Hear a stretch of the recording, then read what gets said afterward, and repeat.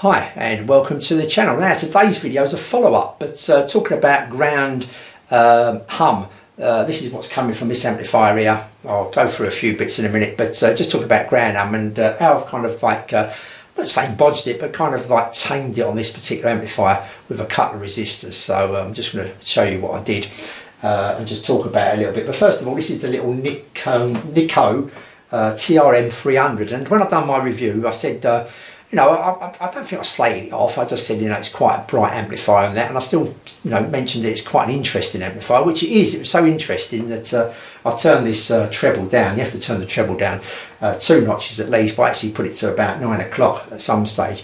But it still gives plenty of treble out that, you know, that you think, oh, it must be all gone, but it isn't. Yeah, it's quite interesting. So much interesting that I literally had it on for the next 2 days.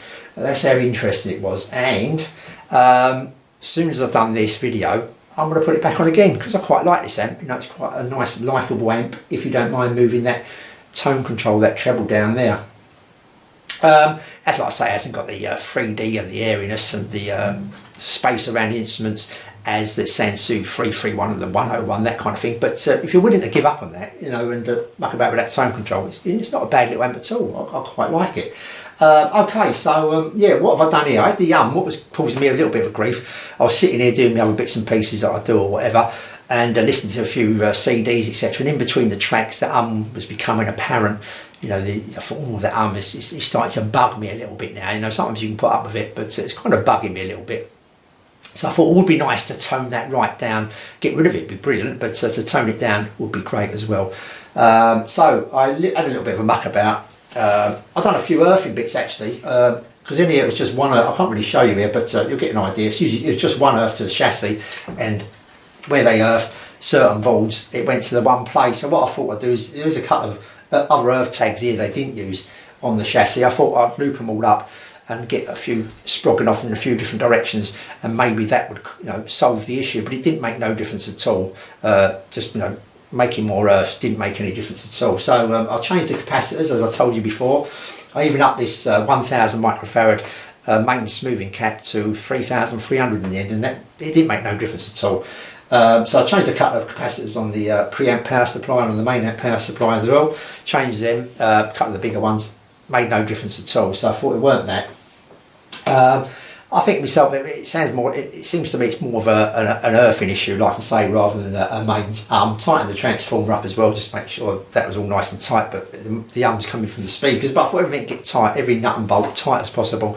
A casing, which is this metal case, because sometimes this does play a big part on amplifiers. I think it was the Marantz 1030 amplifier I had. Without this case on, it's quite a shield for that amplifier. It does produce a bit more without the case on, and with the case on it nulls it down to pretty much nothing. But I'm just saying that it can like make a big difference, the case shielding everything, but that was making no difference at all. And just talking about cases, I didn't mention it in the other video, it's quite a nice wooden box kind of case thing here, whatever you want to call it. Surround, it's nicely milled there and everything, you know what I mean? That would be like, today that probably cost you 100 quid, 80 to 100 pound to get that done or whatever, or extra on the amplifier or whatever, even for a little small one like this. Just shows you know the kind of things they did back then. They don't do now on the cheaper amplifiers and that. This, you know, today would cost you a few quid now, I would have thought, even though it's a small little 16 watt amplifier. Anyway, getting back to what I did. So I've cheated a little bit here. I think to myself, this is the preamp board here, this is the main amp board here, the main amp, the transistors of the main amps there. These are the tone controls, balance and volume over here.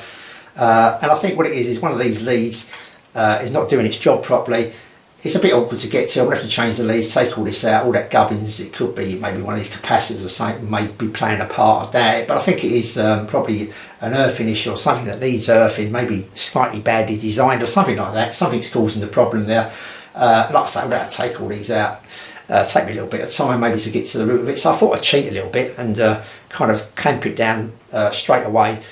See how it goes kind of thing with this little cheat I did here. Really, it's just a couple of resistors. I'll sling a picture up on the screen, and these are kind of, looks like a bit of a bodge job done it, but I'm still mucking about with it. But these are 2 resistors here, and these are 1k resistors. I started off with 1k across the input there. This is the input to the preamp, by the way. This is the preamp, and this is the input. It's marked up in for one channel, and down the bottom here in for the other channel. And all I've done is started off with a 1k resistor and bridged it across the input to ground. As this diagram here will give you an idea where it marks up input, just a simple diagram, to ground. I've put a 1k resistor to start off with, tried it then, and it completely got rid of the as far as I could tell.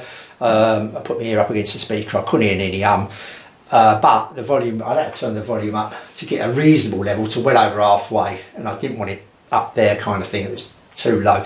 So I changed that, and I didn't have any 2.2k resistors, so I've done two 1k's in series to give me 2k, and that's what we got in there at the moment. I think I'll probably go up to about 2.2k actually, but I haven't got them, so when I get one I'll stick it in there. But I will get around to looking at this at some stage as well, and hopefully get into the complete root of the problem. But it's a quick fix for this particular amplifier, and a fix that you may help you with your amplifier. Quick fix. This is what the video is about, really. So going back to it, them 2k resistors against, across the left and right channel, both down to ground. And now what have I got? I've got the volume control now. I can quite comfortably have it at maybe 3 o'clock, and I'm getting a reasonable level at 12 o'clock. No, it's fairly loud, so that's pretty good.